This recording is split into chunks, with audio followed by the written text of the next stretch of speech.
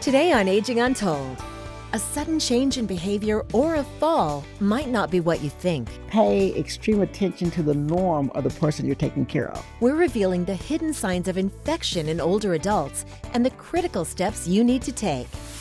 Plus, protecting the pets we love. These are companions to us, and it's really important to do a good job keeping them. We'll explain how to plan for their care if you can no longer care for them yourself.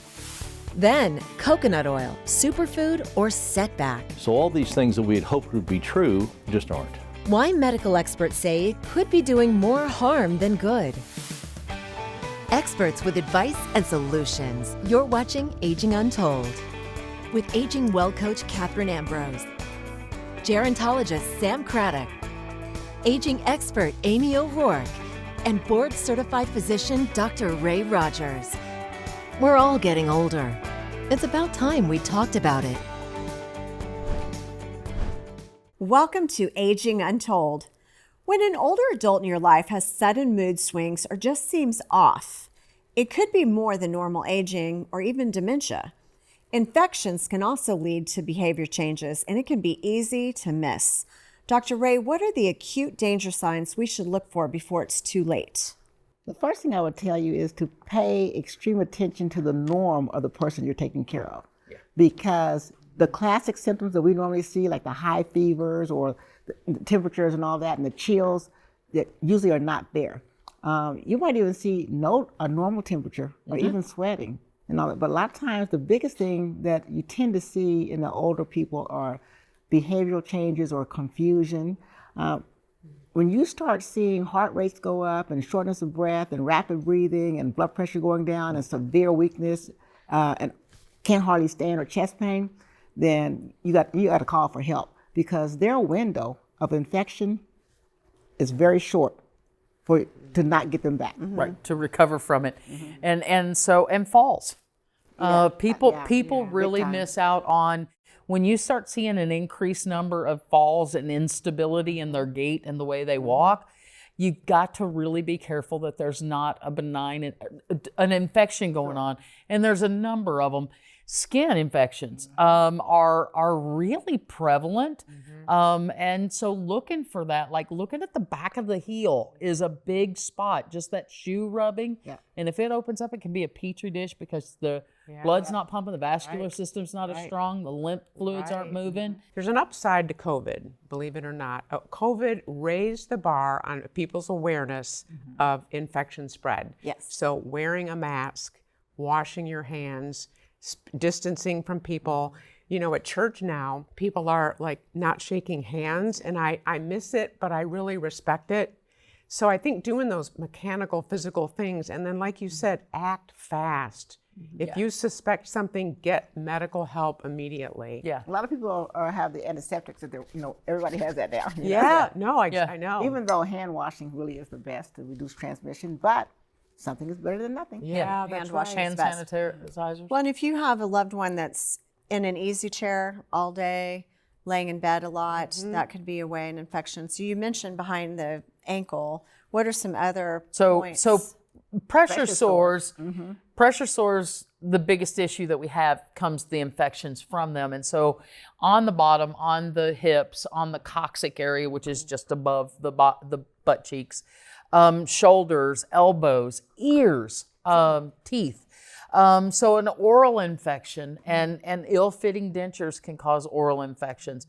So anytime you see this, I know we'll get really deep into urinary tract infections, which is my favorite, but urinary tract infections are really one of the most common. And so when you see that confusion or hallucinations, more prone to falling, those kind of things, it's time to get checked. Because if you're not acting normal, there's something wrong. Especially if it's a rapid change. That's right. Yeah. And the confusion and the hallucinations, I'm glad you said that, because it's startling. It really is. It's startling. And the instinct is to get them into the emergency room. And I kind of hold my breath at that, because then I think emergency room, they might be, getting more sick. Exposed to more. Exposed to more. Yeah. But usually it just means that the infection they have is something that you really need antibiotics to get into them quickly. Got it. Right. Right. Yeah. However you can Unfortunately, do that. we do lose many in our age community to sepsis, which sepsis is just when that infection gets into the bloodstream, and now it's being carried around. So we lose. I've seen people with treatable urinary tract infections and pneumonias that we lose because we didn't respond early enough to get the treatment on board. Their immune system is weakened when they're older. So that's what we talk about. When we talk about the window, we're talking about that window of the point of no return when your immune system has been taken advantage of and wiped out, and you can't reverse it. You need to have an advocate or somebody with you when the doctor starts evaluating you, because you need a spokesperson to say, this is not normal, that they were this way yesterday and they're this way today, so please, investigate further. Yeah. So you mentioned staying clean and dry. What are some other ways to prevent infection? I would say one of the biggest things that you can do is to try to build resilience of the cells so you can fight anything. I mean, that's going to be like your pillars, such as your nutrition, movement, stress, sleep. That's going to be the 80% of the foundation, and hydration and all that. Yeah, and you're not going to be able to avoid everything because there's toxins everywhere. So the biggest thing you can do is to get your immune system up by doing the things that you have control over so that it can fight for you. We often talk about muscle too, like you want to have muscle. So if you're able to, these are things that you could really do to help protect yourself as you're aging. Coming up, coconut oil has a reputation for helping with everything from heart disease to weight loss. But some experts are sounding the alarm, warning it may not be as beneficial as you think. But first, growing older sometimes means making tough decisions about the pets who depend on you. You might end up in the hospital. Who's going to feed the dog or the cat? After the break, we'll show you how to make a plan for your pet's care before a crisis hits. You can watch Aging Untold anytime online. Go to aginguntold.com or subscribe to the Aging Untold YouTube channel for more.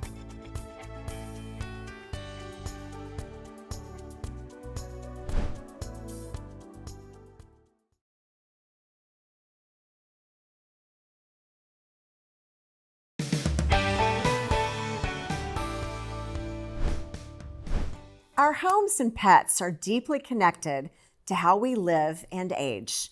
So when life changes, planning for a beloved companion animal should be just as important as planning for anything else we care about. Sam, how can people start making a realistic plan for their pets before a crisis happens? Well, you hear so many pet owners and pet lovers that'll say, they're like my children.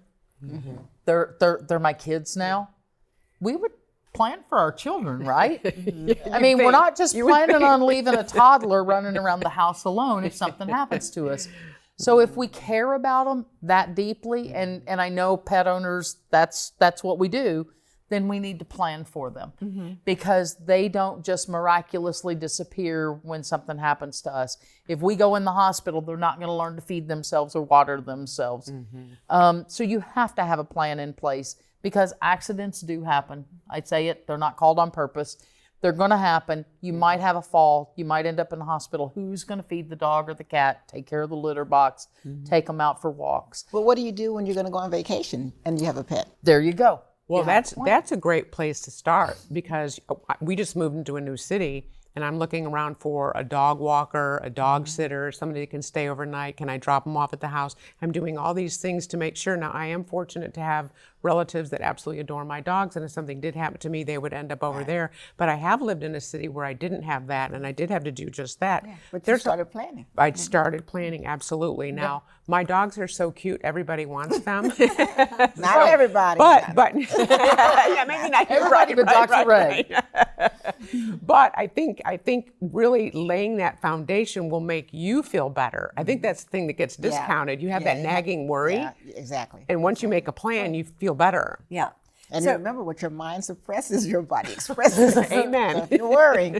I think a lot of times people do want what's good for their pet should something happen to them, but sometimes the adult kids can be really harsh and say, we're just going to take that dog to the shelter, and so I really would implore that families work together, because if they do love that pet like a child, to do the best you can and hopefully not take the pet somewhere where they're euthanized, and if at all possible. But if you have a plan on who's going to adopt your pet and love it like you would. That is the ultimate love. You wouldn't take your sister's child to the Right. Well, I don't know. My sister did. But if you don't have dogs, they don't realize that. Yeah. Like I have a friend of mine she's not a dog person. She's like, what's the big deal? There are some rescues that take care of senior adult dogs. Yeah. And I've seen several of them where they'll take in after somebody passes if we don't have family members or somebody that wants them. But other seniors oftentimes like having the older pets that are already accustomed to the aged community. Right. And so it's a good resource to look for. I think the other thing that you mentioned is money. If you set a fund aside for the vet, because that might stop somebody from adopting because they just can't afford to. Right. Right.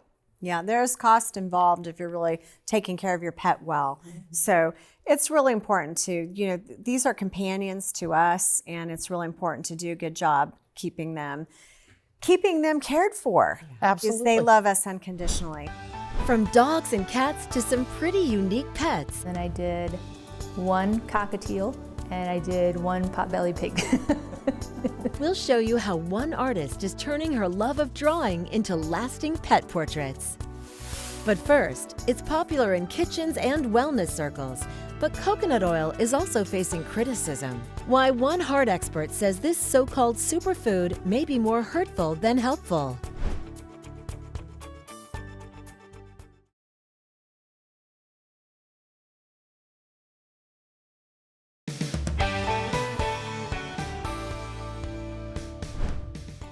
Coconut oil.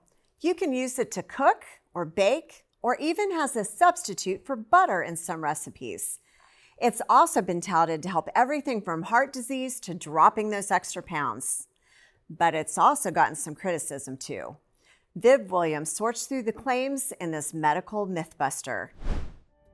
Coconut oil. It's a food with a history of claims that it will help you lose weight, control blood sugar, lower your cholesterol, and even reduce inflammation. But hold on. Experts at Mayo Clinic say coconut oil will not boost your health. In fact, it may hurt it. Let's start with the public perception of coconut oil, what people think about it. The New York Times teamed up with pollsters Morning Consult for a survey that asked people how healthy they thought certain foods are. 72% of Americans polled a few years ago said coconut oil is healthy, but we found that coconut oil is 90% saturated fat. Saturated fat we know can raise our cholesterol levels. Dr. Stephen Kopetsky, a preventive cardiologist, says high cholesterol raises your risk of heart attack and stroke. He points out that review articles in the American Heart Association's journal Circulation confirm that eating coconut oil does raise your risk of heart disease. So how then did coconut oil get the reputation of being heart healthy? Coconut oil and healthier plant-based oils like olive oil both have what's called medium-chain fatty acids. Your body uses them quickly so they don't accumulate and clog your arteries. But over time, researchers figured out that coconut oil is tricky. Review articles published by the American Heart Association explain that the medium-chain fatty acids in coconut oil act like long-chain fatty acids, the kind found in saturated animal fats, such as butter or lard. Your body can't absorb them easily, so they can accumulate in your arteries, leading to potential health problems. That's not good. So what about the other possible health benefits? Does it still regulate blood sugar and weight loss and reduce inflammation? The studies have shown that it doesn't, that it does not help your sugar, it does not lower your weight or lower your fat, and it is not anti-inflammatory. So all these things that we had hoped would be true just aren't. Dr. Kopetsky says you don't have to totally give up coconut oil, just don't use it as your main source of fat. What oils should you eat? Dr. Kopetsky recommends extra virgin olive oil, avocado oil, or nut oil. With this medical mythbuster, I'm Viv Williams. I'm not sure what to think about that. But I'm thinking I do feel some relief because I thought you're supposed to use coconut oil for everything, so I'd buy big containers of it and put it in the Lazy Susan and it would just sit there. I'm the opposite. I believe nothing. You believe nothing? No, because, well, remember when the fat-free movement was in and you looked at the fat-free and you read the label? It was fat-free but loaded with sugar. Right. Now it's gluten-free, but loaded with sugar. So I'm a label reader. I read the labels and then I research something before it ever goes into my body because I don't believe any of it. I think sell. Well, I think the reason that people think that coconut oil is so healthy is because they see it breaking down to the medium chain triglycerides, and that breaks down to ketones. But it's not pure medium chain triglycerides, so it's only like 15%, so it's not the pure part. So it does break down, so you will get a little bit of energy. You guys know about the ketones. You will get energy from it quickly and all that, but it shouldn't be long term. Because Energy over until time, it plugs you up your yeah, arteries. over time, it really will raise your LDL. But it is, for the sake of everything they said it's not, it is an amazing lotion and lubricant. And especially for our age community, natural fungal, natural antibacterial. Yeah. So using it for dry skin, it doesn't leave that greasy residual that a lot of lotions and stuff do. So it is amazing as a lotion, as an applicator. And actually even for yeast and all that. Yes. Yeah. It because it's a natural fungal. So I like if you're doing like a lymphatic massage on somebody that's got a lot of edema in their feet, the swelling in their feet and legs, use it, and it's actually really, really good. Sorry. Yeah, and I think there's a lot of ways to cook without oil, period. Okay. Yeah. Air fry. Yeah. Right. I love an air fryer. I love an air fryer. Hey, I'm just on the butter bandwagon. Okay. I like butter. I can do that one too. We'll be right back with more on Aging Untold. After the break, using a hobby to help others heal. It's a gift that I'm humbled by. An artist takes us through her process of creating pet portraits for grieving owners. You can watch Aging Untold anytime online. Go to aginguntold.com or subscribe to the Aging Untold YouTube channel for more.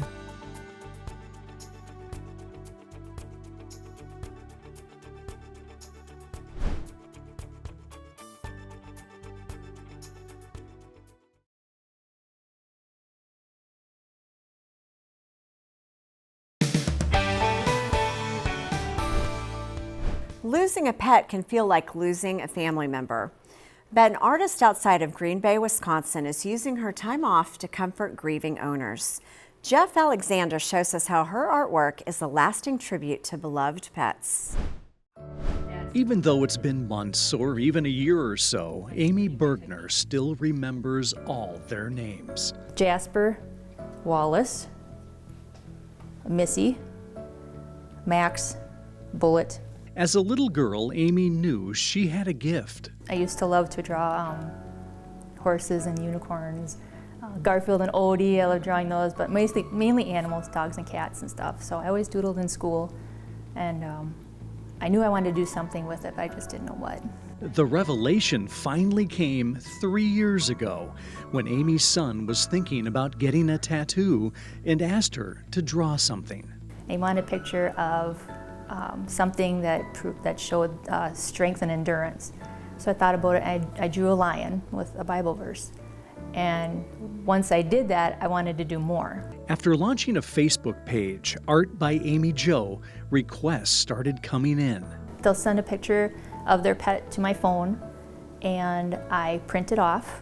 And then I actually have a projector that I use, and I make a rough outline of it, and then I just fill in all the details. To bring someone's beloved pet to life, like this horse, Amy uses chalk pastel pencils. I've done 50 dogs. I've done, I think, 8 horses, about the same number of cats, and then I did 1 cockatiel, and I did 1 potbelly pig.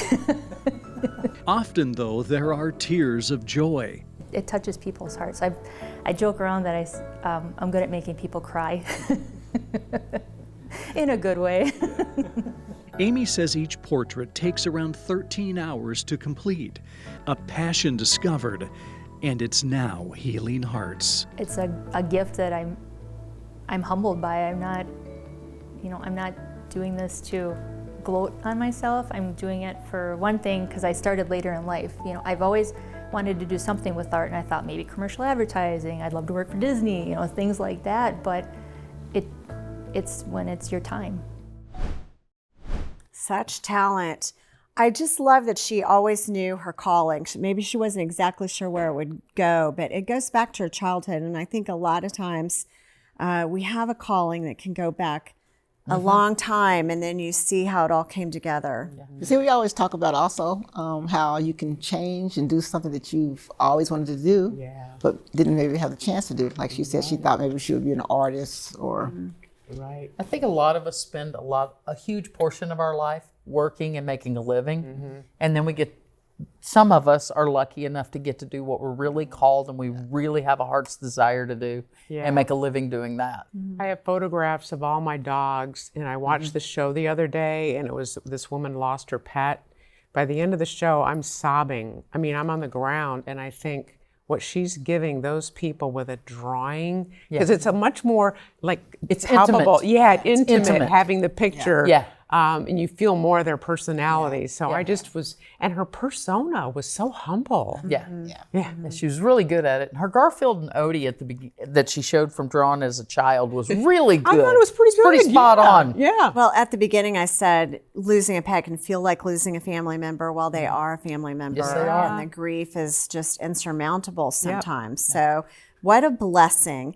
And, that's the beauty of the aging journey. The beauty of growing older is that we have time to evolve and do all kinds of different things in our life and really have a long, lucky experience, really, just to live, to grow older. And we're all getting older, and it's about time we talked about it. Until next time on Aging Untold. On the next Aging Untold, the quiet pressure to move on after a loss. And what I see a lot of times is it's not so much the heavy sadness, but it is that anger that people get stuck in. We're offering gentle ways for coping with a loved one's passing so you can find your best path forward.